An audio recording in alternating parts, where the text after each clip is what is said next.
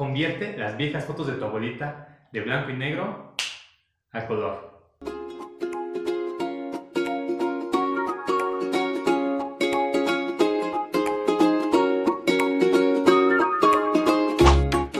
Hola, bienvenidos al Enigma de Turing. Una de las cosas que siempre me impresionó es cómo eran capaces hace 50 años de tomar fotos. Porque seguro has visto en alguna película o en algún documental a un señor con bigote, con su cámara enorme y con una cortinita donde metía su cabeza y gritaba a todos: ¡sonrían! O digan whisky de 3 o cheese a la de 3, algo así. Y jalaba una especie de cuerda e inmediatamente un chispazo muy brillante y ¡puf! Teníamos una foto. Un proceso bastante complejo, pero pues muy avanzado para la época, y que gracias a eso tenemos fotos muy icónicas, como esta, o esta, o esta, o todas estas. Sin embargo, creo que la foto no termina de captar toda la esencia del momento, porque al final de cuentas es una foto a blanco y negro, le falta color, y pues era la única opción. Sin embargo, hoy quiero presentarte una técnica bastante usada de inteligencia artificial para ponerle color, para agregarle color. Te presento Colorization. Sé que suena un poco redundante, pero así se llama, por obvias razones. En realidad, colorizar no es algo tan nuevo, y llevamos lográndolo por muchos años aceptablemente. Pero a lo que quiero llegar hoy es que hace unos meses, en el 2020, se publicó un paper o un documento de un nuevo método que es mucho más preciso. Ahora quiero mostrarte unos ejemplos de cómo logra hacer la colorización de la imagen. Cómo es que este método es capaz de hacerlo mucho más preciso, de hacerlo mucho más real. Eso es muy importante. Entonces, en el link que te voy a dejar hay una opción donde puedes hacer pruebas con su dataset, con las imágenes que ellos lo probaron. Y es bastante útil porque puedes ver la imagen en blanco y negro, la imagen original también a color, y algunos métodos, de hecho incluso el año de 2016, 2017 y uno de los mejores, que es Audify. Pero dice nuestra aproximación o our approach es el de este método. Como puedes ver en esta imagen de una rana, es bastante interesante el caso, porque es casi imposible detectar lo que hay detrás por el tipo de foto, ya que en la foto está desenfocada. Y también pues el hecho de la rana, los colores se podrían confundir con el fondo y los colores de la planta al tener estas líneas. Entonces veamos cómo lo hacen los otros métodos. Como ves, lo que te mencioné, el hecho de no reconocer el fondo lo toma como si fuera el mismo, como que homogeneiza esos colores, igual que el de la rana. Algo muy parecido en el siguiente método, que está todavía peor, lo colorea todo verde porque es imposible reconocerlo, y al solo reconocer la rana pone todo verde. El siguiente método es muy parecido, Shang et al. El siguiente lo vuelve a hacer, pero ya empieza a reconocer un poquito la flor, el color de la flor, pero no llega a ser bastante perceptible. The Audify tiene el mismo problema del desenfoque de las fotos. Y por último, la aproximación.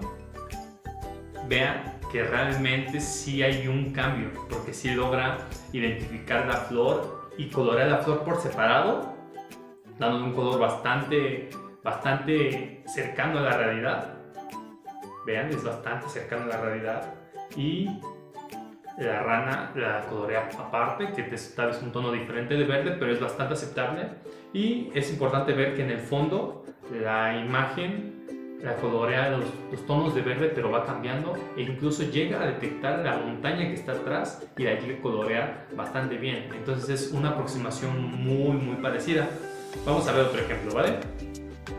Esta imagen también me parece muy interesante porque la persona es muy chiquita y también se confunde todo el mar con el cielo.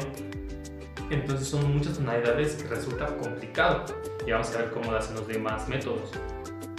Como les dije, son muchos tonos de azul, ya detectar el azul del mar, colorear todo y solamente detecta el azul, detecta el barquito y la señora, al no detectar nada, la pone como entre azul, blanco y negro, no cambia mucho.